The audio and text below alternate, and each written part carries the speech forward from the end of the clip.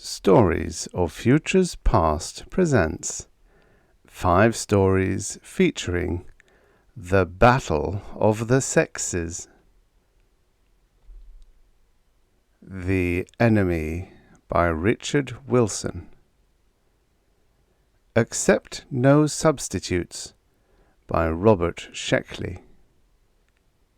Prime Difference by Alan E. Nourse. A Kiss for the Conqueror by Henry Slesar. The Abandoned of Yarn by Donald F. Daley. The Enemy by Richard Wilson. Originally published in Infinity, October 1957. Narrated by Tom Trussel. At dusk, the sergeant leaned over the parapet, weary, looking south toward the enemy lines. For him, this was the worst part of the day. The fighting was done until tomorrow, and the enemy casualties were being brought in through the gate below. Their bodies were piled in awful abandon on the big flatbed trucks. A phrase from another war came to his mind. Walking wounded. There were no walking wounded in this war. They came in on the trucks, still and tangled, or they didn't come in at all.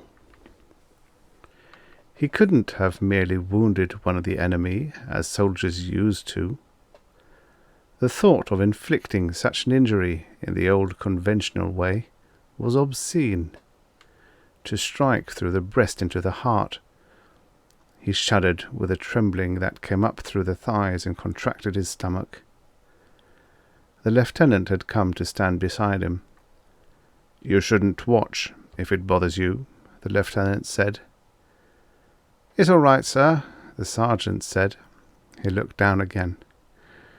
"We had a good day. 300, the colonel said." "That's good." The sergeant laughed sardonically. "Are we winning?" "It's hard to say. We're not losing." "Aren't we, sir?" The sergeant spoke bitterly. "Aren't they? Aren't we all?" "Look, Sergeant," the lieutenant began. Then he shrugged. The sergeant was older than he was by 7 or 8 years. There was no need to give him an orientation lecture. He reached in his pocket and took out a fresh pack of cigarettes. He opened it. "Have one. A shipment just got in." "Thanks." The sergeant took a cigarette. He stared at it, and the fingers holding it trembled. "Look at it," he said hollowly. "Look at the freaking thing." The lieutenant looked at it, then at the front of the packet. "Ruby tips to match your lips," it said under the brand name. "What are they doing to us?" the sergeant said. He crumpled the cigarette in his fist and threw it down and ground it under his boot. "Isn't it hard enough?" "It must be a mistake," the lieutenant said. He sounded shaken, too. "Because of the shortage, maybe, unless it's a 5th column trick. Like the rumour about them not going to wake up again." "It is just a rumour, isn't it?" the sergeant said. His voice was almost pleading. "We just freeze them for the duration, don't we? Don't we, Lieutenant?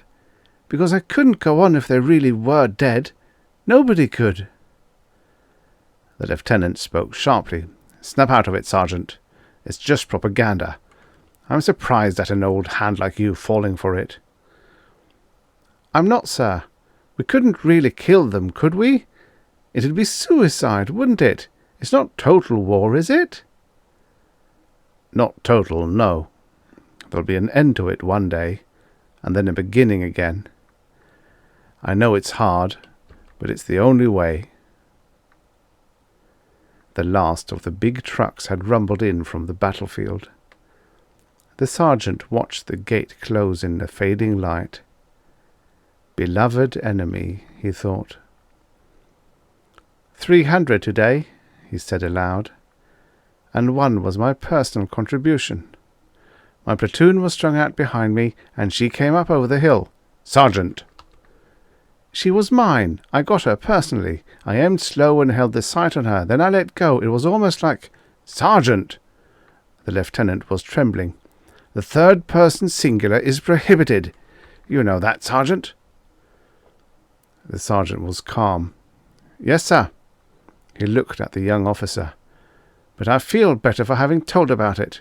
I'm all right now, sir. I hope I didn't upset you. No, the lieutenant said. No.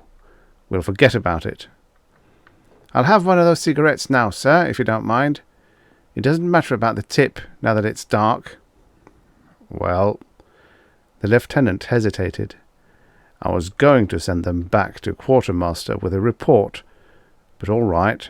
Here, I'll have one too. As the sergeant lit them, he could see a bit of the red tip in the lieutenant's mouth. He dragged deep on his own, pretending he could taste lipstick. Lieutenant, he said, it doesn't matter where you hit them, does it? I mean, it doesn't hurt them at all. No, the lieutenant said. No, it doesn't matter. They just go to sleep. I'm glad. After a while, the sergeant said, I guess I'll hit the sack. It's still early. Yes, but I like to get up early. There's always a line in the latrine at the shaving bowls. Combat troops don't have to shave, the lieutenant said. I know, but we do. We all do. The end. Subscribe for your daily stories of futures past. And now, for the next story. Accept No Substitutes by Robert Sheckley, originally published in Infinity, March 1958. Narrated by Tom Trussel. Ralph Garvey's private space yacht was in the sling at the Boston spaceport, ready for takeoff. He was on yellow standby, waiting for the green, when his radio crackled. Tower to G43221, the radio buzzed. Please await customs inspection. Right-o, said Garvey, with a calmness he did not feel. Within him, something rolled over and died. Customs inspection, of all the black, accursed, triple-distilled bad luck. There was no regular inspection of small private yachts. The department had its hands full with the big interstellar liners from Cassiopeia, Algol, Deneb, and 1,000 other places. Private ships just weren't worth the time and money. But to keep them in line, customs held occasional spot checks. No one knew when the mobile customs team would descend upon any particular spaceport, but chances of being inspected at any one time were less than 50 to 1. Garvey had been counting on that factor, and he had paid $800 to know for certain that the East Coast team was in Georgia. Otherwise, he would never have risked a 20-year jail sentence for violation of the Sexual Morality Act. There was a loud rap on his port. Open for inspection, please. Right-o, Garvey called out. He locked the door to the after cabin. If the inspector wanted to look there, he was sunk. There was no place in the ship where he could successfully conceal a packing case 10 feet high, and no way he could dispose of its illegal contents. I'm coming, Garvey shouted. Beads of perspiration stood out on his high, pale forehead. He thought wildly of blasting off anyhow, running for it, to Mars, Venus.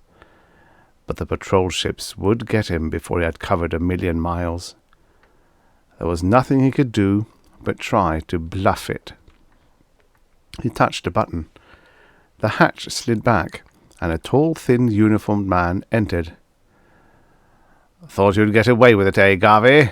the inspector barked. "You rich guys never learn." Somehow they'd found out. Garvey thought of the packing crate in the after cabin, and its human-shaped, not yet living contents. Damning. Absolutely damning. What a fool he had been. He turned back to the control panel. Hanging from a corner of it, in a cracked leather holster, was his revolver. Rather than face 20 years breaking pumice on Luna, he would shoot then try. "The Sexual Morality Act isn't a blue law, Garvey," the inspector continued, in a voice like steel against flint. "Violations can have a catastrophic effect upon the individual, to say nothing of the race. That's why we're going to make an example of you, Garvey. Now let's see the evidence." "I don't know what in hell you're talking about," Garvey said. Surreptitiously his hand began to creep toward the revolver. "Wake up, boy," said the inspector. "Does it mean you still don't recognize me?" Garvey stared at the inspector's tanned, humorous face. He said, "Eddie Starbuck? About time. How long's it been, Ralph? 10 years? "At least 10, Garvey said. His knees were beginning to shake from sheer relief. Sit down, Eddie. You still drink bourbon?" "I'll say." Starbuck sat down on one of Garvey's acceleration couches. He looked around and nodded. "Nice, very nice. You must be rich indeed, old buddy." "I get by," Garvey said. He handed Starbuck a drink and poured one for himself. They talked for a while about old times at Michigan State. "And now you're a customs inspector," Garvey said. "Yeah," said Starbuck, stretching his long legs. "Always had a yen for the law, but it doesn't pay like transistors, eh?" Garvey smiled modestly. "But what's all this about the Sexual Morality Act? A gag?" "Not at all. Didn't you hear the news this morning? The FBI found an underground sex factory. They hadn't been in business long, so it was possible to recover all the surrogates. All except one." "Oh?" said Garvey, draining his drink. "Yeah, that's when they called us in. We're covering all spaceports on the chance the receiver will try to take the damn thing off Earth." Garvey poured another drink and said, very casually, "So you figured I was the boy, eh?" Starbuck stared at him a moment, then exploded into laughter. "You, Ralph? Hell no! Saw your name on the spaceport out list. I just dropped in for a drink, boy, for old time's sake. Listen, Ralph, I remember you. Hell on the girls, Garvey. Biggest menace to virginity in the history of Michigan State. What would a guy like you want a substitute for?" "My girls wouldn't stand for it," Garvey said, and Starbuck laughed again and stood up. "Look, I gotta run. Call me when you get back." "I sure will." A little light-headed, he said. "Sure you don't want to inspect anyhow, as long as you're here?" Starbuck stopped and considered. "I suppose I should, for the record. But to hell with it, I won't hold you up." He walked to the port, then turned. "You know, I feel sorry for the guy who's got that surrogate." "Eh? Why?" "Man, those things are poison. You know that, Ralph. Anything's possible. Insanity, defamation. And this guy may have even more of a problem." "Why?" "Can't tell you, boy," Starbuck said. "Really can't. It's special information. The FBI isn't certain yet. Besides, they're waiting for the right moment to spring it." With an easy wave, Starbuck left. Garvey stared after him, thinking hard.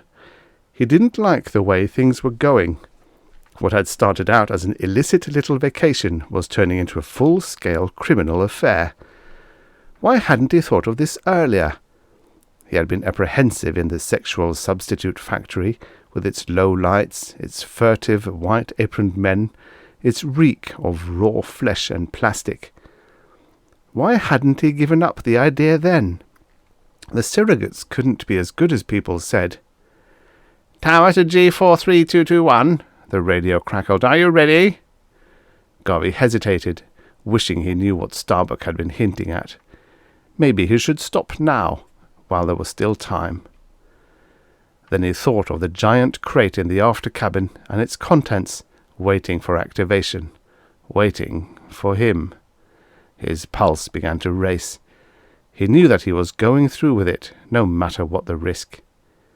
He signaled to the tower and strapped himself into the control chair. An hour later, he was in space. 12 hours later, Garvey cut his jets. He was a long way from Earth, but nowhere near Luna. His detectors, pushed to their outmost limit, showed nothing in his vicinity. No liners were going by, no freighters, no police ships, no yachts. He was alone. Nothing and no one was going to disturb him. He went into the after cabin. The packing case was just as he had left it, securely fastened to the deck. Even the sight of it was vaguely exciting. Garvey pressed the activating stud on the outside of the case and sat down to wait for the contents to awaken and come to life. The surrogates had been developed earlier in the century. They had come about from sheer necessity. At that time, mankind was beginning to push out into the galaxy. Bases had been established on Venus, Mars, and Titan, and the first interstellar ships were arriving at Algol and Stego II. Man was leaving Earth. Man, but not woman. The first settlements were barely toeholds in alien environments. The work was harsh and demanding, and life expectancy was short. Whole settlements were sometimes wiped out before the ships were fully unloaded. The early pioneers were like soldiers on the line of battle and exposed to risks no soldier had ever encountered. Later, there would be a place for woman. Later, but not now. So here and there, light years from Earth, were little worlds without women, and not happy about it. The men grew sullen, quarrelsome, violent. They grew careless, and carelessness on an alien planet was usually fatal. They wanted women. Since real women could not go to them, scientists on Earth developed substitutes. Android females were developed, the surrogates, and shipped to the colonies. It was a violation of Earth's morals, but there were worse violations on the way if these weren't accepted. For a while, everything seemed to be fine. It would probably have gone on that way had everyone left well enough alone. But the companies on Earth had the usual desire to improve their product. They called in sculptors and artists to dress up the appearance of the package. Engineers tinkered with the surrogates, rewired them, built in subtler stimulus response mechanisms, did strange things with conditioned reflexes, and the men of the settlements were very happy with the results. So happy, in fact, that they refused to return to human women, even when they had the opportunity. They came back to Earth after their tours of duty, these pioneers, and they brought the surrogates with them. Loud and long they praised the substitute women and pointed out their obvious superiority to neurotic, nervous, frigid human women. Naturally, other men wanted to try out the surrogates, and when they did, they were pleasantly surprised, and spread the word. And the government stepped in quickly and firmly. For one thing, over 50% of the votes were at stake. But more important, social scientists predicted a violent drop in the birth rate if this went on. So the government destroyed the surrogates, outlawed the factories, and told everyone to return to normal. And reluctantly, everyone did. But there were always some men who remembered and told other men, and there were always some men who weren't satisfied with second best. So Garvey heard movements within the crate. He smiled to himself, remembering stories he had heard of the surrogates' piquant habits. Suddenly there was a high-pitched clanging. It was the standby alarm from the control room. He hurried forward. It was an emergency broadcast on all frequencies directed to Earth and all ships at space. Garvey tuned it in. "This is Edward Danza," the radio announced crisply. "I am Chief of the Washington branch of the Federal Bureau of Investigation. You have all heard, on your local newscasts, of the detection and closure of an illegal sexual substitute factory, and you know that all except one of the surrogates have been found. This message is for the man who has that last surrogate, wherever he may be."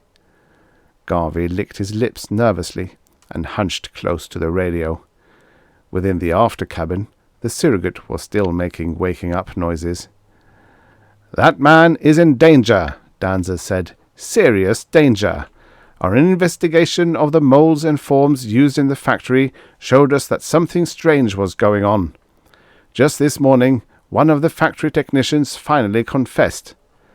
The missing surrogate is not an Earth model. I repeat," Danza barked, "the missing surrogate is not an Earth model. The factory operators had been filling orders for the planet Algol 4. When they ran short of Earth models for humans, they substituted an Algolian model. Since the sale of a surrogate is illegal anyhow, they figured the customer would have no kickback." Garvey sighed with relief. He had been afraid he had a small dinosaur in the packing case, at the very least. "Perhaps," Danza continued, "the holder of the Algolian surrogate does not appreciate his danger yet. It is true, of course, that the Algolians are of the species Homo sapiens. It has been established that the two races share a common ancestry in the primeval past, but Algol is different from our Earth. The planet Algol 4 is considerably heavier than Earth and has a richer oxygen atmosphere. The Algolians, raised in this physical environment, have a markedly superior musculature to that of the typical Earthman. Colloquially, they are strong as rhinos. But the surrogate, of course, does not know this. She has a powerful and indiscriminate mating drive. That's where the danger lies. So I say to the customer, give yourself up now while there's still time. And remember, crime does not pay." The radio crackled static, then hummed steadily. Garvey turned it off. He had been taken, but good. He really should have inspected his merchandise before accepting it, but the crate had been sealed. He was out a very nice chunk of money. But, he reminded himself, he had lots of money. It was fortunate he had discovered the error in time. Now he would jettison the crate in space and return to Earth. Perhaps real girls were best after all.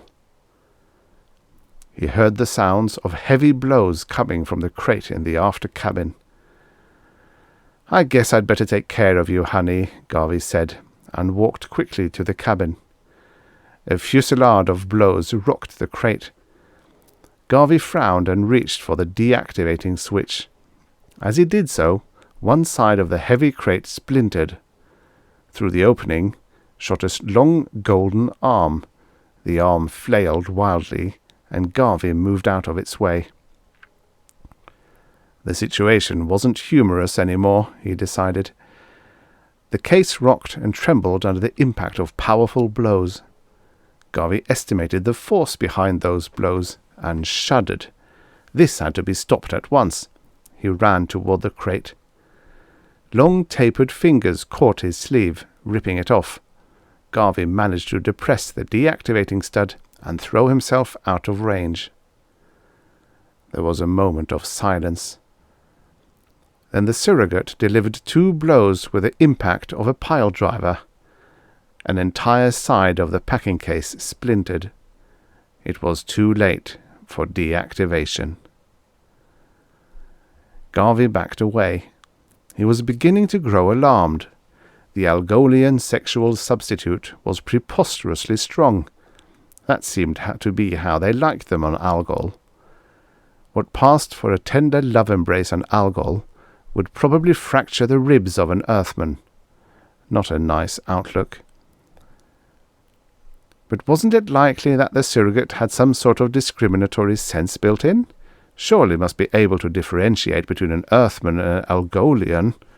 Surely. The packing case fell apart, and the surrogate emerged.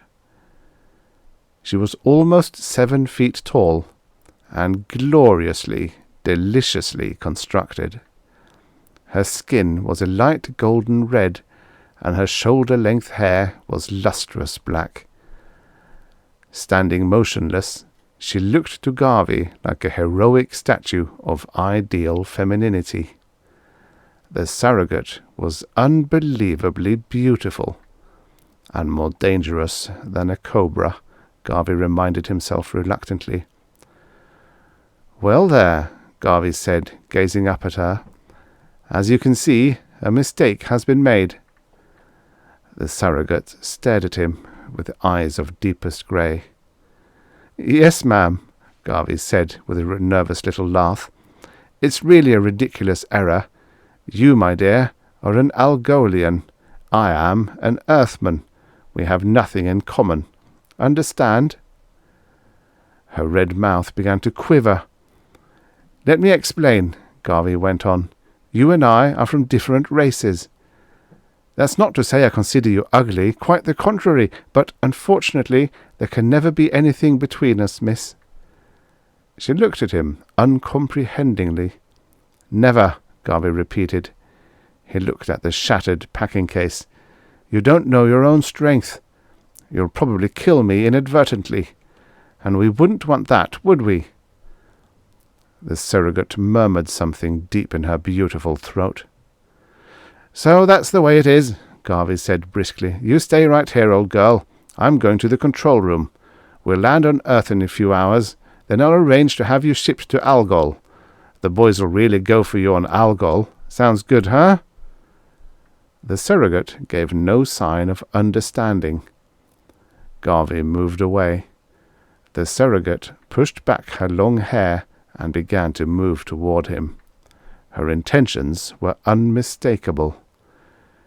Garvey backed away, step by step. He noticed that the surrogate was beginning to breathe heavily. Panic overtook him then, and he sprinted through the cabin door, slamming it behind him. The surrogate smashed against the door, calling to him in a clear, wordless voice. Garvey went to the instrument panel and began to evacuate the air from the after cabin. Dial hands began to swing. Garvey heaved a sigh of relief and collapsed into a chair. It had been a close thing. He didn't like to think what would have happened if the Algolian sexual substitute had managed to seize him. Probably he would not have lived through the experience. He felt sorry at the necessity of killing so magnificent a creature, but it was the only safe thing to do. He lighted a cigarette. As soon as she was dead, he would jettison her, crate and all, into space. Then he would get good and drunk, and at last he would return to Earth a sadder and wiser man. No more substitutes for him.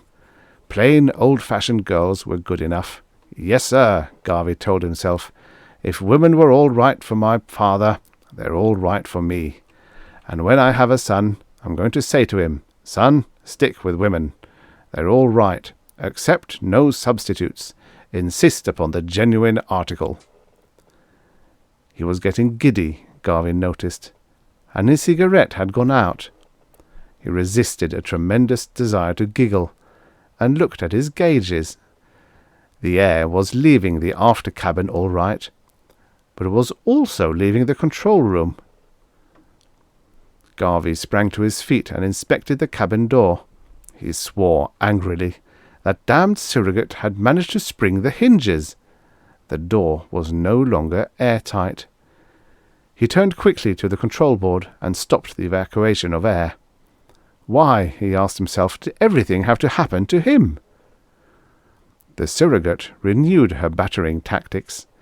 She had picked up a metal chair and was hammering at the hinges. But she couldn't break through a tempered steel door, Garvey told himself. Oh no, not a chance. Never. The door began to bulge ominously. Garvey stood in the center of the control room, sweat rolling down his face, trying desperately to think. He could put on a spacesuit. then evacuate all the air from the ship. But the spacesuits, together with the rest of his equipment, were in the after cabin. What else? This is serious, Garvey told himself. This is very serious. His mind seemed paralyzed. What could he do? Raise the temperature? Lower it? He didn't know what the surrogate could stand, but he had a suspicion it was more than he could take. One hinge shattered.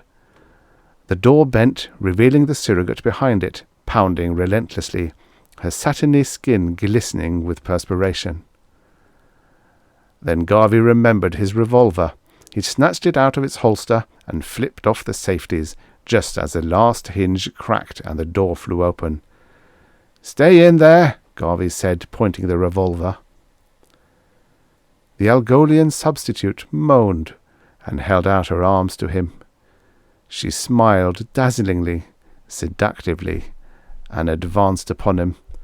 "Not another step!" Garvey shrieked, torn between fear and desire. He took aim, wondering if a bullet would stop her, and what would happen if it didn't. The surrogate, her eyes blazing with passion, leaped for him. Garvey gripped his revolver in both shaking hands and began shooting. The noise was deafening. He fired 3 times, and the surrogate kept on coming. "Stop!" Garvey screamed. "Please stop!"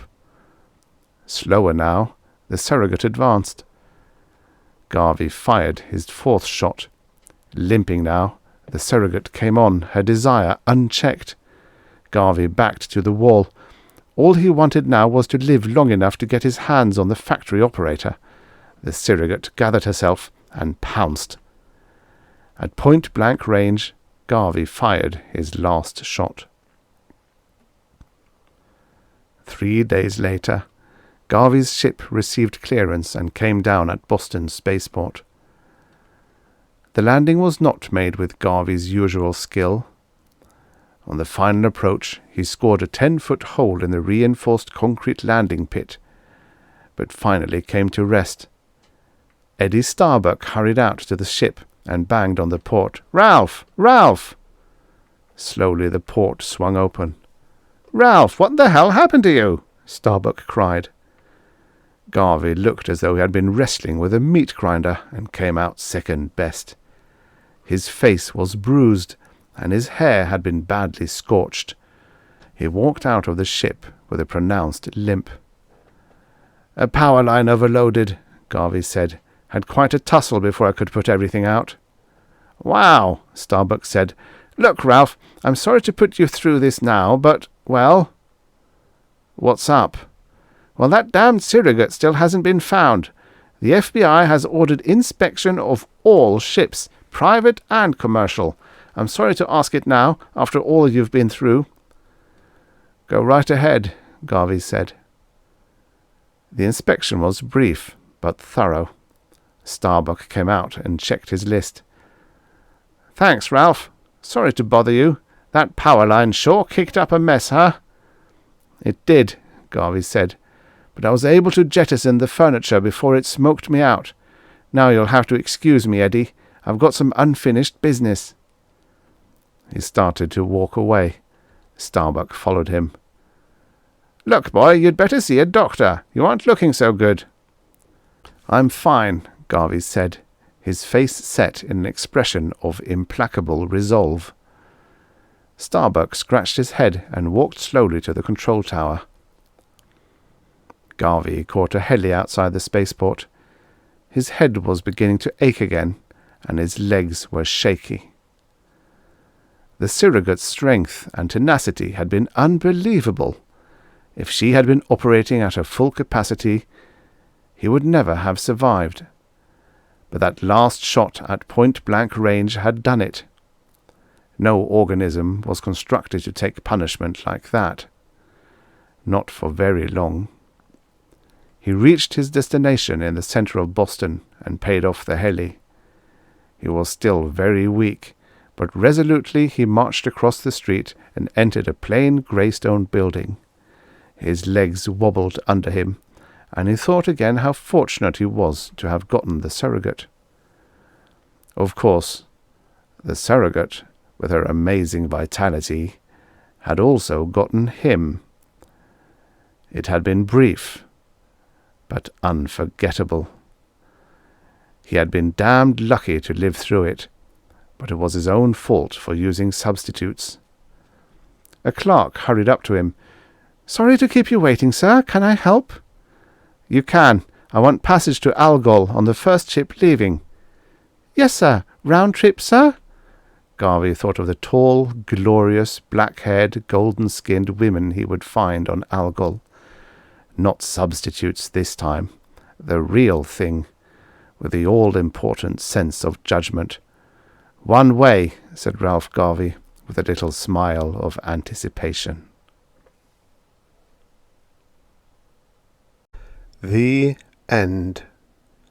Subscribe for your daily stories of futures past. And now, for the next story. Prime Difference by Alan E. Nourse. Originally published in Galaxy Science Fiction, June 1957. Narrated by Tom Trussel. I suppose that every guy reaches a point once in his lifetime when he gets 140% fed up with his wife. Understand now, I've got nothing against marriage or anything like that. Marriage is great. It's a good old red-blooded American institution. Except it's got one defect in it big enough to throw a cat through, especially when you happen to be married to a woman like Marge. It's so permanent. I'd have divorced Marge in a minute if we'd been living in the blissful 50s, but with the Family Solidarity Amendment of 1968 and all the divorce taxes we have these days since the women got their teeth into politics, to say nothing of the Aggrieved Spouse Compensation Act, I'd have been a pauper for the rest of my life if I'd tried it. That's aside from the social repercussions involved. You can't really blame me for looking for another way out. But a man has to be desperate to try to buy himself an ego prime. So, all right, I was desperate. I'd spent 8 years trying to keep Marge happy, which was exactly 7.5 years too long. Marge was a dream to look at, with her tawny hair and her sulky eyes, and a shape that could set your teeth chattering. But that was where the dream stopped. She had a tongue like a number 10 wood rasp and a list of grievances long enough to paper the bedroom wall. When she wasn't complaining, she was crying, and when she wasn't crying, she was pointing out in chilling detail exactly where George Faircloth fell short as a model husband, which happened to be everywhere. Half of the time, she had a beastly headache, for which I was personally responsible, and the other half she was sore about something, so 99% of the time we got along like a couple of tomcats in a packing case. Maybe we just weren't meant for each other. I don't know. I used to envy guys like Harry Folsom at the office. His wife is no joy to live with either, but at least he could take a spin down to Rio once in a while with one of the stenographers and get away with it. I knew better than to try. Marge was already so jealous that I couldn't even smile at the company receptionist without a twinge of guilt. Give Marge something real to howl about, and I'd be ready for the rehab centre in a week. But I'd underestimated Marge. She didn't need anything real, as I found out when Jerry came along. Business was booming, and the secretaries at the office got shuffled around from time to time. Since I had an executive-type job, I got an executive-type secretary. Her name was Jerry, and she was gorgeous. As a matter of fact, she was better than gorgeous. She was the sort of secretary every businessman ought to have in his office. Not to do any work, just to sit there. Jerry was tall and dark, and she could convey more without saying anything than I ever dreamed was possible.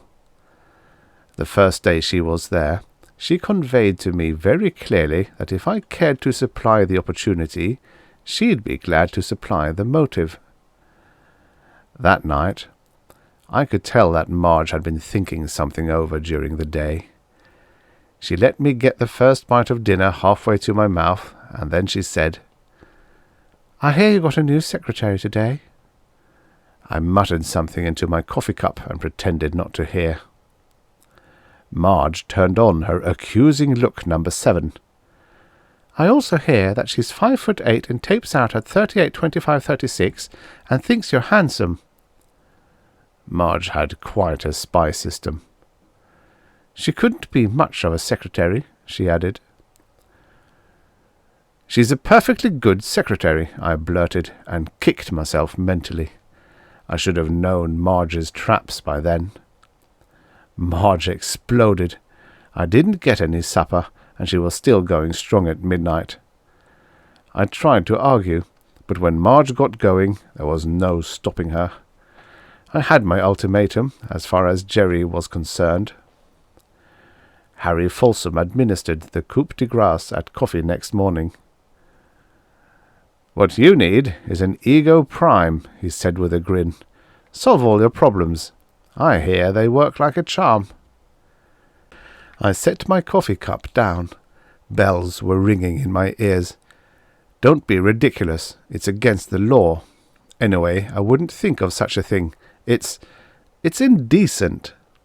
Harry shrugged. "Just joking, old man, just joking. Still, it's fun to think about, eh? Freedom from wife. Absolute safe and harmless. Not even too expensive if you've got the right contacts. And I've got a friend who knows a guy." Just then, Jerry walked past us and flashed me a big smile. I gripped my cup for dear life and still spilled coffee on my tie. As I said, a guy gets fed up. And maybe opportunity would only knock once. And an ego prime would solve all my problems, as Harry had told me. It was completely illegal, of course. The wonder was that Ego Prime Incorporated ever got to put their product on the market at all, once the nation's housewives got wind of just what their product was. From the first, there was rigid federal control and laws regulating the use of primes right down to the local level. You could get a license for a utility model prime if you were a big business executive, or a high public official, or a movie star, or something like that. But even then, his circuits had to be inspected every 2 months, and he had to have 1,000 built-in paralyzers, and you had to specify in advance exactly what you wanted your prime to be able to do when, where, how, why, and under what circumstances. The law didn't leave a man much leeway. But everybody knew that if you really wanted a personal prime, with all his circuits open and no questions asked, you could get one. Black market prices were steep, and you ran your own risk, but it could be done. Harry Folsom told his friend who knew a guy, and a few greenbacks got lost somewhere, and I found myself looking at a greasy little man with a black moustache and a bald spot up in a dingy 4th-story warehouse off Lower Broadway. "Ah, yes," the little man said. "Mr. Faircloth, we've been expecting you." I didn't like the looks of the guy any more than the looks of the place. "I've been told you can supply me with a—" He coughed. Yes, I understand. It might be possible." He fingered his moustache and regarded me from pouchy eyes. "Busy executives often come to us to avoid the unpleasantness of formal arrangements. Naturally, we only act as agents, you might say. We never see the merchandise ourselves." He wiped his hands on his trousers. "Now, were you interested in the ordinary utility model, Mr. Faircloth?" I assumed he was just being polite. You didn't come to the back door for utility models. "Or perhaps you'd require one of our deluxe models. Very careful workmanship. Only a few key paralyzers in operation, and practically complete circuit duplication. Very useful for, close contact work, you know. Social engagements, conferences." I was shaking my head. "I want a super deluxe model," I told him. He grinned and winked. "Ah, indeed. You want perfect duplication. Yes, indeed. Domestic situations can be awkward, shall we say? Very awkward." I gave him a cold stare. I couldn't see where my domestic problems were any affairs of his. He got the idea and hurried me back to his storeroom. "We keep a few blanks here for the basic measurement. You'll go to our laboratory on 14th Street to have the minute impressions taken, but I can assure you you'll be delighted, simply delighted." The blanks weren't very impressive. Clay and putty and steel, faceless, brainless. He went over me like a tailor, checking measurements of all sorts.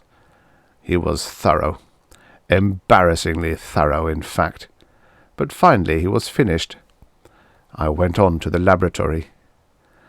And that was all there was to it. Practical androids had been a pipe dream until Hunyadi invented the neuropantograph. Hunyadi had no idea in the world what to do with it once he'd invented it, but a couple of enterprising engineers bought him body and soul, subcontracted the problems of anatomy, design, artistry, audio and visio circuitry, and so forth, and ended up with the modern ego primes we have today. I spent a busy 2 hours under the NP microprobes. The artists worked outside, while the NP technicians worked inside. I came out of it pretty woozy, but a shot of Happy-O set that straight.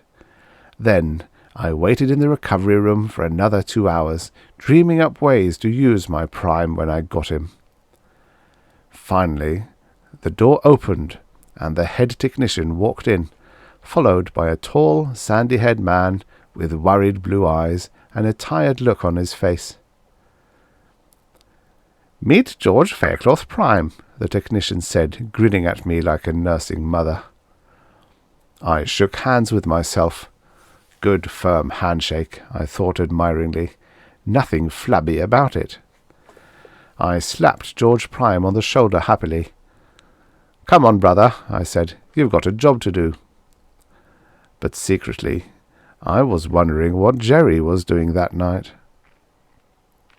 George Prime had remote controls, as well as a completely recorded neurological analogue of his boss, who was me. George Prime thought what I thought about the same things I did in the same way I did. The only difference was that what I told George Prime to do, George Prime did. If I told him to go to a business conference in San Francisco and make the smallest possible concessions for the largest possible orders, he would go there and do precisely that.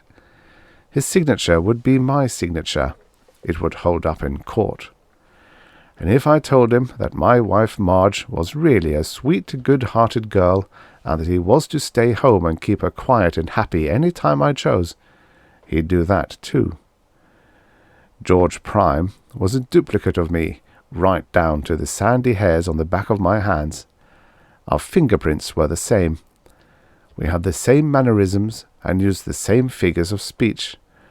The only physical difference apparent even to an expert was the tiny finger depression buried in the hair above his ear. A little pressure there would stop George Prime dead in his tracks. He was so lifelike, even I kept forgetting that it was basically just a pile of gears. I planned very carefully how I meant to use him, of course. Every man who's been married 8 years has a sanctuary. He builds it up and maintains it against assault in the very teeth of his wife's natural instinct to clean, poke, pry, and rearrange things. Sometimes it takes him years of diligent work to establish his hideout and be confident that it will stay inviolate. But if he starts early enough, and sticks with it long enough, and is fierce enough and persistent enough and crafty enough, he'll probably win in the end. The girls hate him for it, but he'll win. With some men, it's just a box on their dressers, or a desk, or a corner of an unused back room. But I had set my sights high early in the game. With me, it was the whole workshop in the garage. At first, Marge tried open warfare. She had to clean the place up, she said. I told her I didn't want her to clean it up. She could clean the whole house as often as she chose, but I would clean up the workshop. After a couple of sharp engagements on that field, Marge staged a strategic withdrawal and reorganized her attack. A little pile of wood shavings would be on the workshop floor one night and be gone the next. A wrench would be back on the rack, upside down, of course. An open paint can would have a cover on it. I always knew. I screamed loudly and bitterly. I ranted and raved. I swore I'd rig up a booby trap with a shotgun. So she quit trying to clean in there and just went in once in a while to take a look around. I fixed that with the old toothpick and the door routine.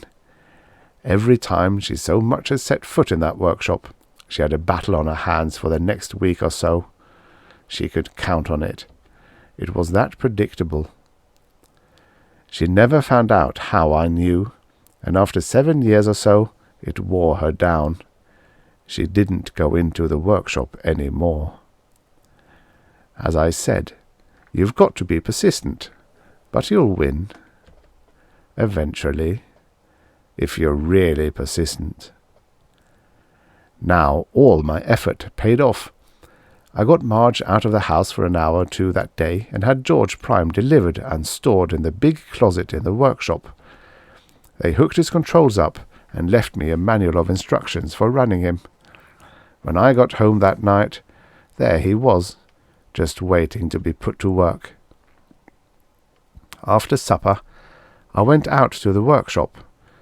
To get the pipe I'd left there, I said. I pushed George Prime's button, winked at him, and switched on the free behavior circuits. "Go to it, brother," I said. George Prime put my pipe in his mouth, lit it, and walked back into the house. 5 minutes later, I heard them fighting. It sounded so familiar that I laughed out loud. Then I caught a cab on the corner and headed uptown. We had quite a night, Jerry and I. I got home just about time to start for work, and sure enough, there was George Prime starting my car, business suit on, briefcase under his arm. I pushed the recall, and George Prime got out of the car and walked into the workshop. He stepped into his cradle in the closet. I turned him off, and then drove away in the car. Bless his metallic soul, he'd even kissed Marge goodbye for me. Needless to say, the affairs of George Faircloth took on a new sparkle with George Prime on hand to cover the home front. For the first week, I was hardly home at all. I must say I felt a little guilty, leaving poor old George Prime to cope with Marge all the time. He looked and acted so human, it was easy to forget that he literally couldn't care less. But I felt apologetic all the same whenever I took him out of his closet. She's really a sweet girl underneath it all, I'd say. You'll learn to like her after a bit. Of course I like her, George Prime said. You told me to, didn't you? Stop worrying. She's really a sweet girl underneath it all. He sounded convincing enough, but still it bothered me. You're sure you understand the exchange mechanism? I asked. I didn't want any foul-ups there, as you can imagine. Perfectly, said George Prime. When you buzz the recall, I'll wait for the first logical opportunity I can find to come out to the workshop, and you'll take over. But you might get nervous. You might inadvertently tip her off. George Prime looked pained. Really, old man? I'm a super deluxe model, remember? I don't have 14 activated Hunyadi tubes up this cranial vault of mine just for nothing. You're the one that's nervous. I'll take care of everything. Relax. So I did. Jerry made good all her tacit promises, and then some. She had a very cosy little apartment on 34th Street where we went to relax after a hard day at the office. When we weren't doing the town, that is. As long as Jerry didn't try too much conversation, everything was wonderful. And then, when Jerry got a little boring, there was Sybil in the accounting department, or Dorothy in promotion, or Jane, or Ingrid. I could go on at some length, but I won't. I was building quite a reputation for myself around the office. Of course, it was like buying your first 3V set.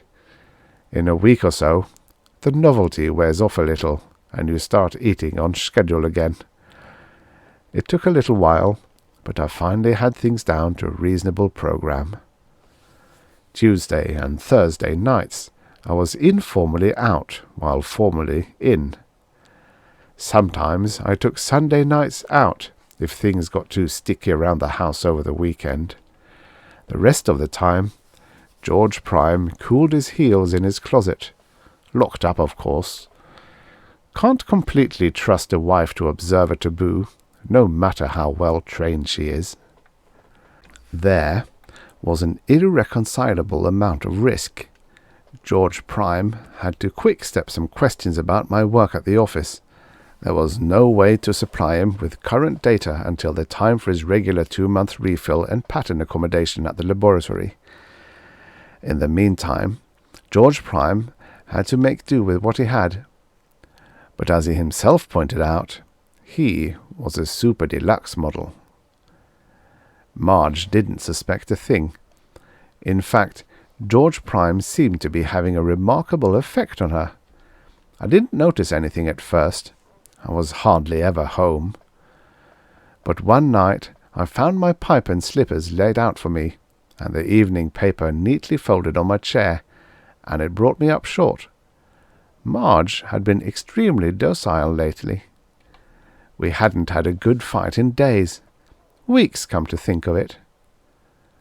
I thought it over and shrugged. Old age, I figured. She was bound to mellow sometime. But pretty soon I began to wonder if she wasn't mellowing a little too much. One night when I got home, she kissed me almost as though she really meant it. There wasn't an unpleasant word all through dinner, which happened to be steak with mushrooms served in the dining room, by candlelight, with dinner music that Marge could never bear, chiefly because I liked it. We sat over coffee and cigarettes, and it seemed almost like old times. Very old times. In fact, I even caught myself looking at Marge again. Really looking at her, watching the light catch in her hair, almost admiring the sparkle in her brown eyes. Sparkle, I said, not glint. As I mentioned before, Marge was always easy to look at. That night she was practically ravishing. "What are you doing to her?" I asked George Prime later, out in the workshop. "Why, nothing," said George Prime, looking innocent. He couldn't fool me with his look, though, because it was exactly the look I use when I'm guilty and pretending to be innocent. "There must be something." George Prime shrugged.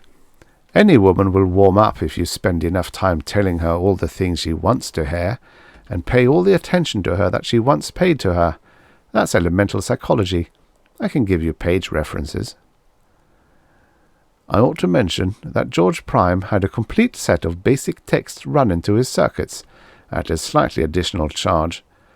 Never can tell when an odd bit of information will come in useful. "Well, you must be doing quite a job," I said. I'd never managed to warm Marge up much. "I try," said George Prime. "Oh, I'm not complaining," I hastened to add, forgetting that a Prime's feelings can't be hurt, and that he was only acting like me because it was in character. "I was just curious." "Of course, George." "I'm really delighted that you're doing so well." "Thank you, George." But the next night, when I was with Dawn, who happens to be a gorgeous redhead who could put Marge to shame on practically any field of battle except maybe brains. I kept thinking about Marge all evening long, and wondering if things weren't getting just a little out of hand. The next evening, I almost tripped over George Prime coming out of a liquor store. I ducked quickly into an alley and flagged him. "What are you doing out on the street?" He gave me my martyred look. "Just buying some bourbon. You are out." "But you're not supposed to be off the premises." "Marge asked me to come. I couldn't tell her I was sorry, but her husband wouldn't let me, could I?" "Well, certainly not. You want me to keep her happy, don't you? You don't want her to get suspicious." "No, but suppose somebody saw us together. If she ever got a hint—" "I'm sorry," George Prime said contritely. "It seemed the right thing to do. You would have done it. At least that's what my judgment centre maintained. We had quite an argument." "Well, tell your judgment centre to use a little sense," I snapped. "I don't want it to happen again." The next night I stayed home, even though it was Tuesday night. I was beginning to get worried. Of course, I did have complete control. I could snap George Prime off any time I wanted, or even take him in for a complete recircuiting, but it seemed a pity. He was doing such a nice job. Marge was docile as a kitten, even more so than before. She sympathized with my hard day at the office, and agreed heartily that the boss, despite all appearances, was in reality a jabbering idiot. After dinner, I suggested a movie, but Marge gave me an odd sort of look and said she thought it would be much nicer to spend the evening at home by the fire. I'd just gotten settled with a paper when she came into the living room and sat down beside me. She was wearing some sort of filmy affair I'd never laid eyes on before, and I caught a whiff of my favourite perfume. "Georgie," she said. "Huh? Do you still love me?" I set the paper down and stared at her. "How's that? Of course I still—" "Well, sometimes you don't act much like it." I guess I've got an awful headache tonight. Damn that perfume." "Oh," said Marge. "In fact, I thought I'd turn in early and get some sleep." "Sleep," said Marge. There was no mistaking the disappointment in her voice. Now I knew that things were out of hand. The next evening, I activated George Prime and caught the taxi at the corner, but I called Ruby and broke my date with her. I took in an early movie alone and was back by 10 o'clock. I left the cab at the corner and walked quietly up the path toward the garage. Then I stopped. I could see Marge and George Prime through the living room windows. George Prime was kissing my wife the way I hadn't kissed her in 8 long years. It made my hair stand on end. And Marge wasn't exactly fighting him off either. She was coming back for more. After a little, the lights went off. George Prime was a super deluxe model, all right. I dashed into the workshop and punched the recall button as hard as I could, swearing under my breath. How long had this been going on?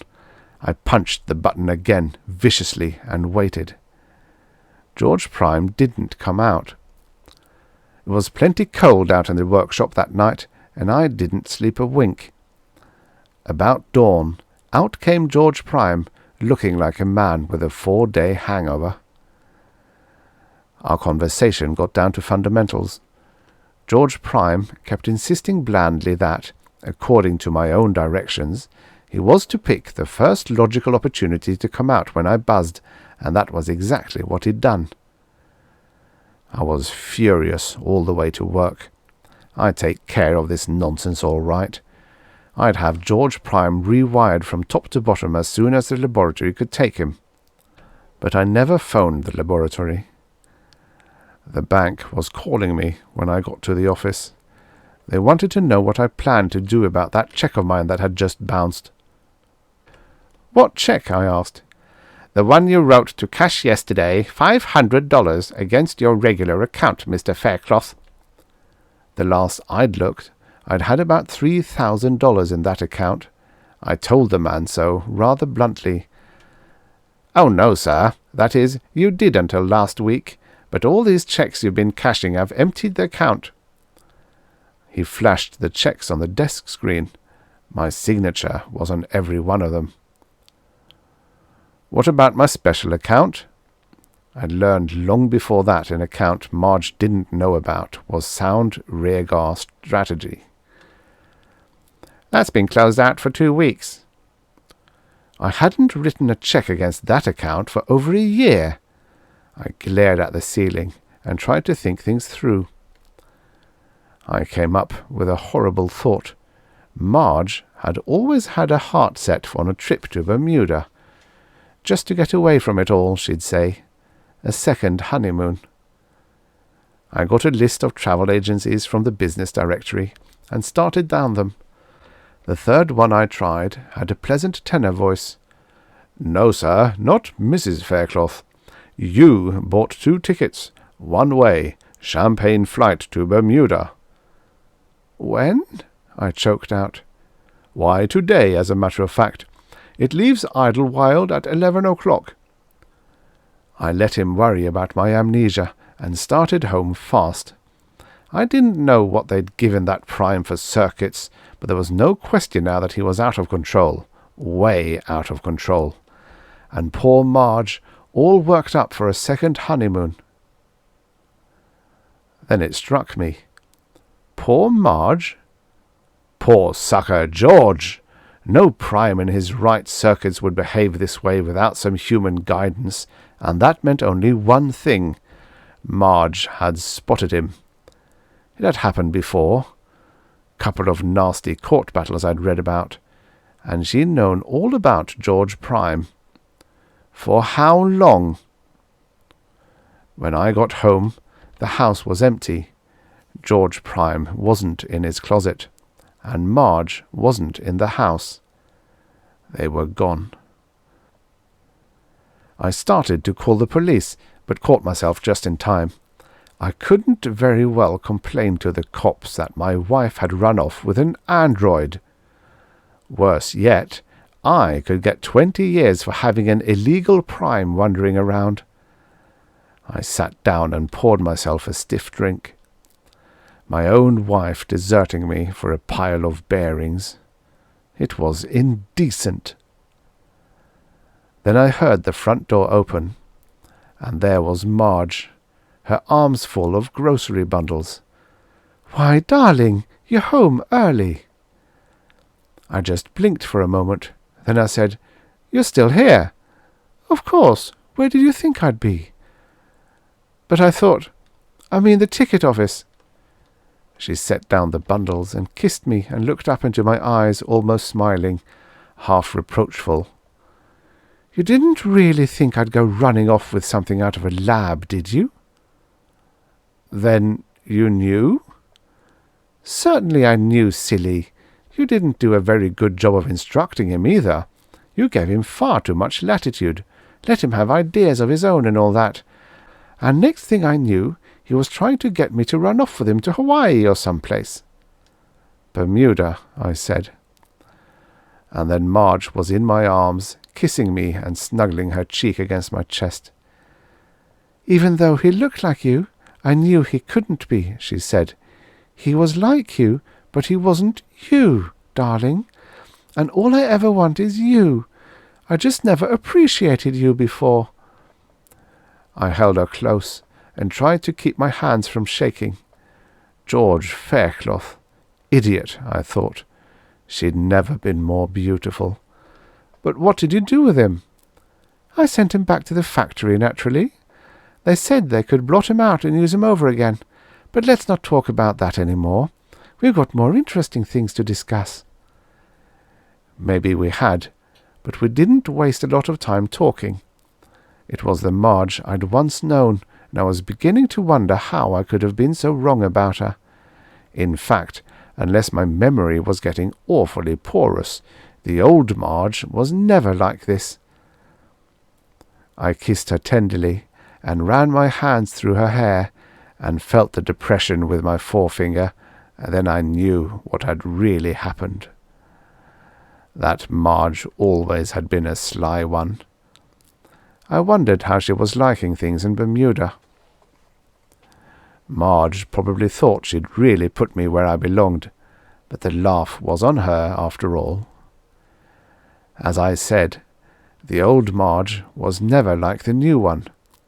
Marge Prime makes Jerry and Sybil and Dorothy and Dawn and Jane and Ruby all look pretty sad by comparison. She cooks like a dream, and she always brings me my pipe and slippers. As they say, there's nothing a man likes more than to be appreciated. 100% appreciated, with a factory guarantee to correct any slippage, which would only be temporary, anyhow. One of these days, we'll take that second honeymoon, but I think we'll go to Hawaii. The end. Subscribe for your daily stories of futures past.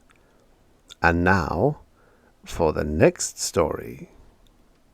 A Kiss for the Conqueror by Clyde Mitchell, which is a shared pseudonym.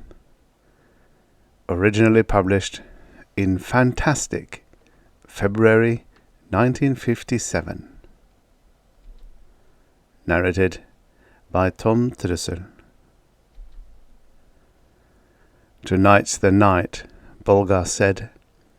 He ducked his head to catch a glimpse of his face in the particle of mirror hanging on the barrack wall. It was a lean and hungry face, the hollows in the thin cheeks disguised by the 3-day growth of stubble. He could see Sergeant Pulley's sneer reflected in the glass. "You think I'm joking?" Bulgar pushed the long black hair over his ears with the palms of his hands. There were few combs in the world. "I think you're nuts," Pulley said from his bunk. He was wearing a ragged T-shirt. The medal, with its shrieking eagle green with rust, looked ludicrous pinned to his chest. But Pulley wouldn't part with it. "We'll see," Bulgar said grimly. "Can I use your razor?" Pulley shrugged. "Once more won't matter. I'd give 1,000 credits for a straight edge and a strop." "Fat chance," Bulgar said. He peeled off the coat of his gunmetal grey uniform and flung it on the bed. Then he went to the brown-spotted sink and turned the only faucet that worked. The trickle of icy water that emerged ran copper. "Iron gun," he said crisply. Pulley extracted the device from his waist and tossed it to his barrack mate. Bulgar an account on the water. It was clear. "Razor," he said. Pulley threw that too. The metal was rotten green as the man's eternal medal. Bulgar looked at it disgustedly, running a thumb along the blade without breaking skin. "Couldn't cut lard," he said with a snort. But he started the painful shaving process. Pulley watched in fascination. "You really got it bad," he said wonderingly, "taking a chance like that for one lousy kiss. What's so hot about this dame?" "I can't explain it. She's a looker, but it's more than that. I've been watching her parade around, swinging a little." He cut himself and swore. "I stopped to speak to her once. There was something in her face. The same kind of thing you see in all their faces." "Yeah," Pulley said bitterly. "I know the look." "Do you?" The other man turned around. "What do you see? Hate?" "Yeah, what else?" "No." Bulgar shook his head and stared moodily at himself in the silver of glass. "It's not hate anymore, Pulley. The hate died out of 'em a long time ago. Right after the war.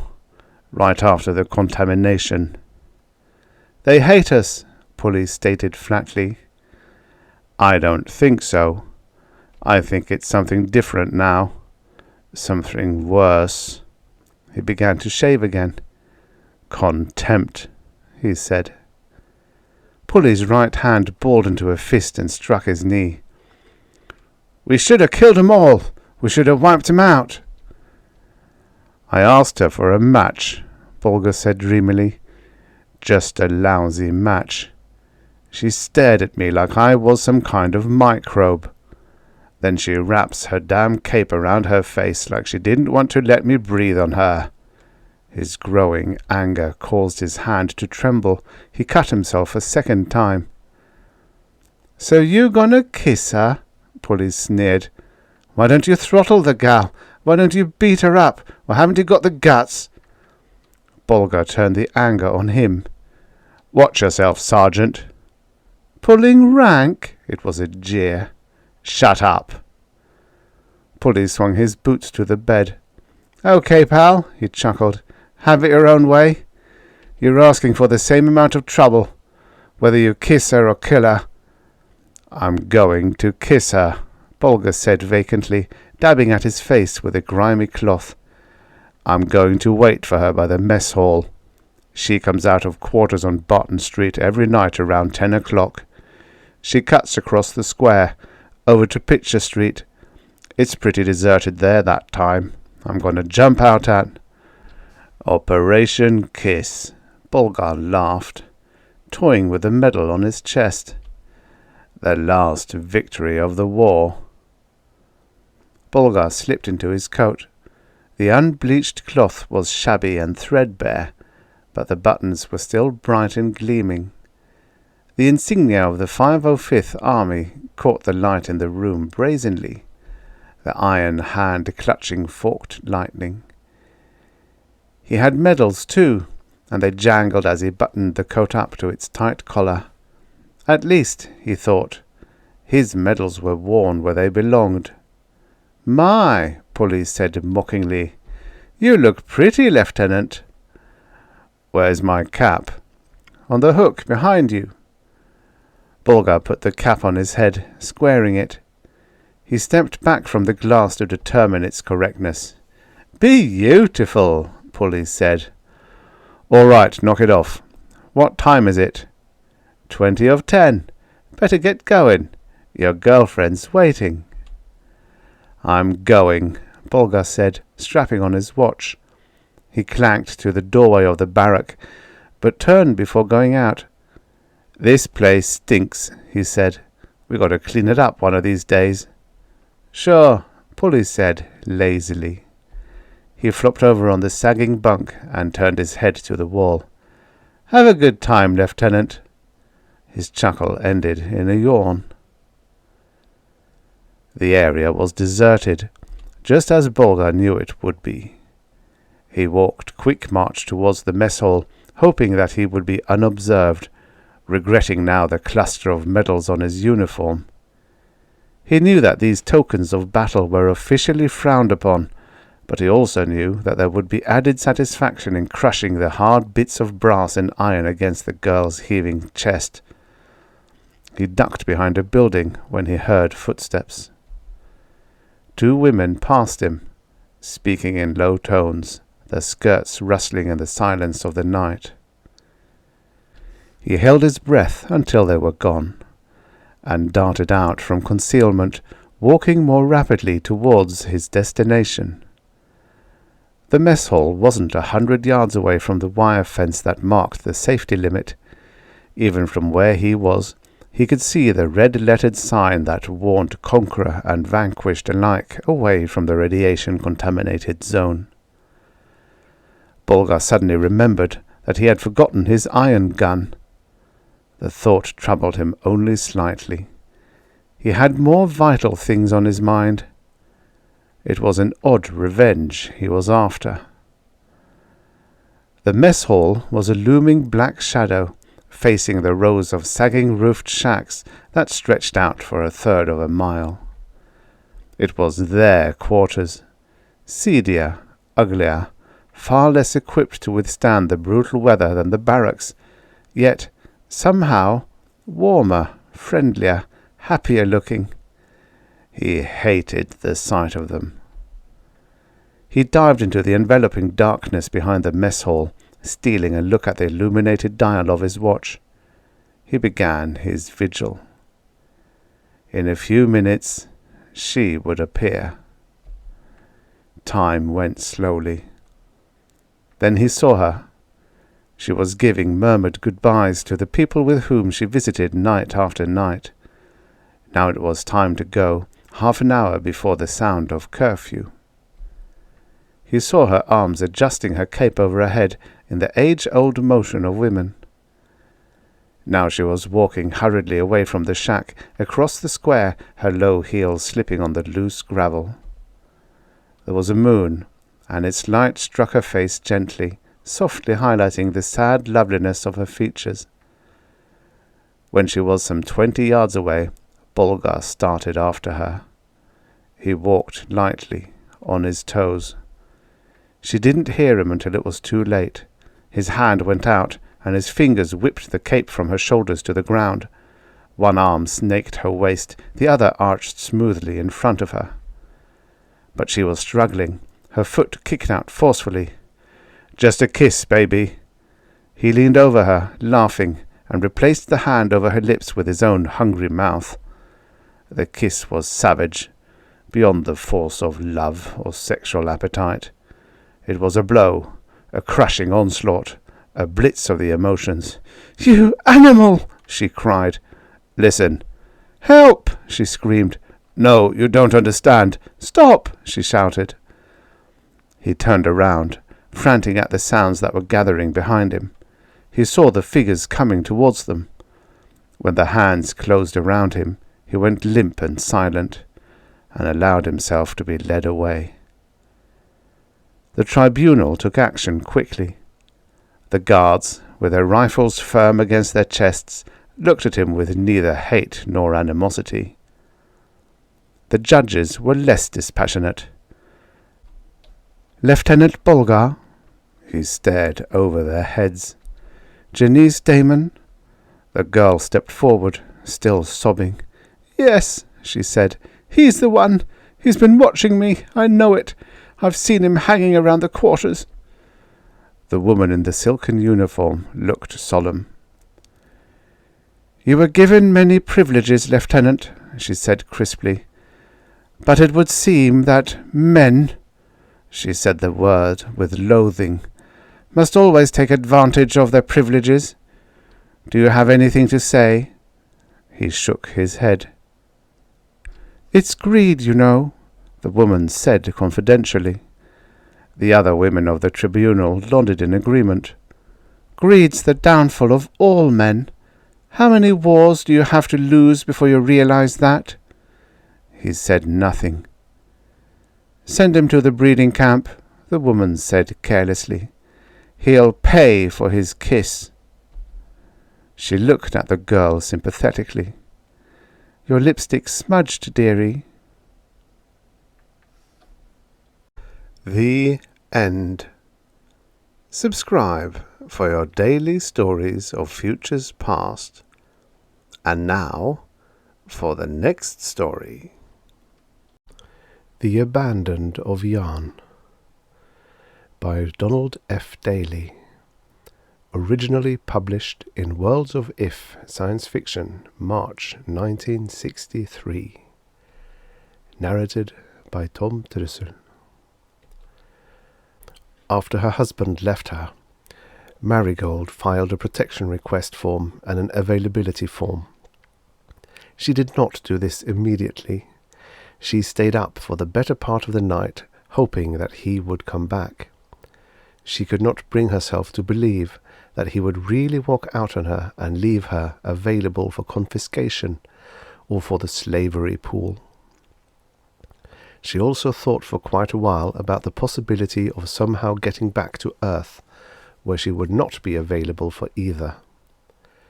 She even went to the fantastic expense of televiewing there to talk with her father and mother.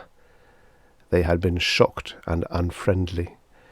They had said goodbye with a finality which left little room for doubt as to what they thought of an abandoned. They had never had one in their family, they had pointed out, neither of them, and they did not intend to have one in their family now. They had warned her that they intended to report the call to the better 3 protection people. This did not worry her much. The call almost certainly had been monitored anyway. If they wanted to go to the considerable extra expense of reporting it in order to impress the protection people with their loyalty, that was their own lookout. She understood that, now, she had no family. She thought for a moment of going up ramp to say goodbye to the children, but she knew that this would not help. Besides, it was illegal. They were no longer hers. She was an abandoned. She had never known what a tremendously harrowing experience filling out an availability form could be.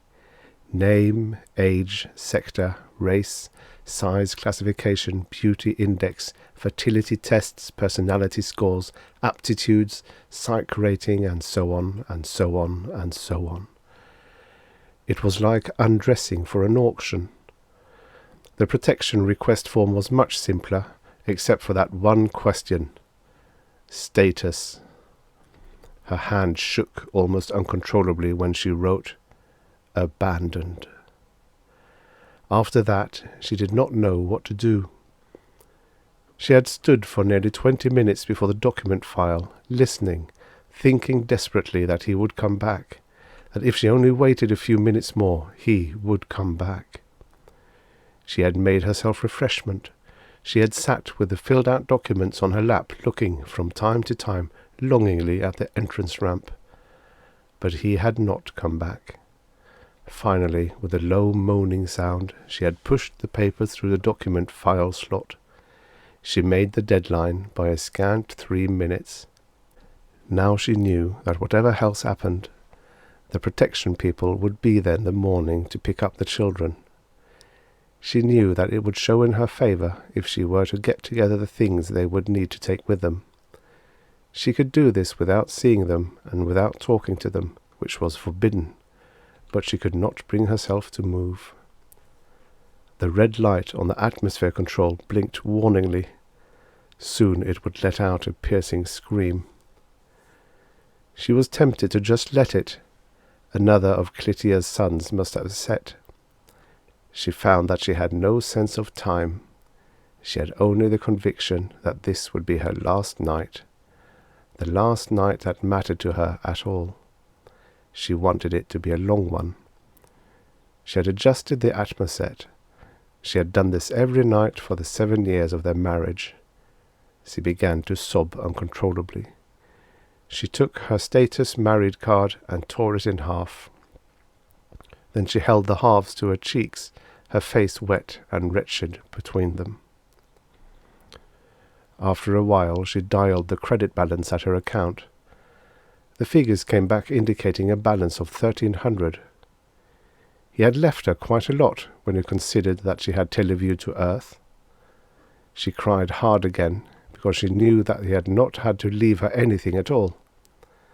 This made her certain, although she had known it already, that he was not coming back. She sat for quite a while studying the 1,300 credit indicator. She thought about using the money to buy a pick-up-immediately advertisement on the Omnivision. She was not sure of the rates, but she thought the amount might even stretch to include a picture of her. She did not know. She did not even know if she would be expected to be nude or dressed for the picture. In the end, she decided not to try an advertisement, because there would not be time enough to employ a reply-receiving address. All that would be accomplished would be to put every predator within miles in possession of the address of an abandoned. She took a dictator and said into it, "Dear children, I am leaving you 1,300 credit." She stopped then and shook her head. The tears made it so that she could not see, and she did not seem to be able to think. "Correction," she sobbed. "Erase preceding. Dear children of Yarn, I make you this gift of 1,300. I am sure that your excellence will continue to deserve much more than so small a gift. I send love with this small gift." There could, of course, be no signature. and abandoned had none. She wished that she had not made the earth call. There would have been much more to leave them then. He had left an astonishing amount in her account. It was almost as though he had expected her to try to get away. She wished now that she had thought before taking action. There might have been some way out. She must have fallen asleep. The morning announcements came on as usual, waking her. She listened to the instructions for that day, and the areas announced as forbidden. She made no effort, however, to indicate them on the day map. She knew that, now, none of this applied to her. With a very great effort, she got up and shut off the children's ramp, so that they could not come down. She knew how much this would count in her favour. Then she began, as hurriedly as she could, to collect the things they would need. She knew that she could not possibly get the things together in time, and that so late an effort was more likely to count against her. She was not even close to finished when the announcer flashed on. Without asking who it was, she pressed the admitter. She was glad that they had troubled to announce themselves. She offered to go into another room while they removed the children. They did not answer. One of them threw a sack over her. After a moment they took it off again and, rather apologetically, asked her to indicate where the child ramp control was. She showed them. Their leader said that perhaps it would be all right for her to go into another room if one of them went with her. When she saw the one chosen, she put the sack back on herself. They laughed so hard at this that she did not hear the children leave. When the children had been taken out, the leader came back and removed the sack from around her. He asked if she had applied for protection. She showed her card. "Well, that's too bad," he said. "Do you have any refreshment left?" She did not dare to lie to him. She showed him. He helped himself. "How about credits?" he asked. "I gave it all to the ones who were here," she answered carefully. She felt quick panic because she remembered that she had not so instructed her account. She had merely dictated it to the children. If he didn't find out, though, that would be all right. The dictation was proof enough. But while she was still in this house, the credits were still in her control. "My credit indicator is here," she said, holding it out. He didn't take it. "Thanks for the refreshment," he said, getting up. "Make yourself comfortable. The others will be here shortly." She had nothing to do to make herself ready. She could not take anything from this house.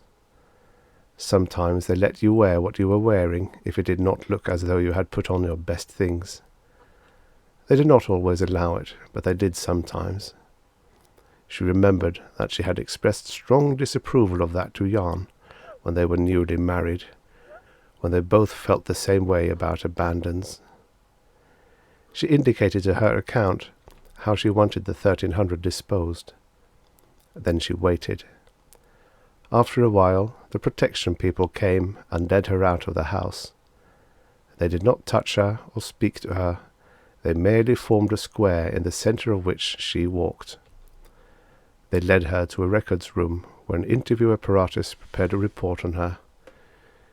"You have filed availability papers?" it asked. "Yes," she said, and gave the file number.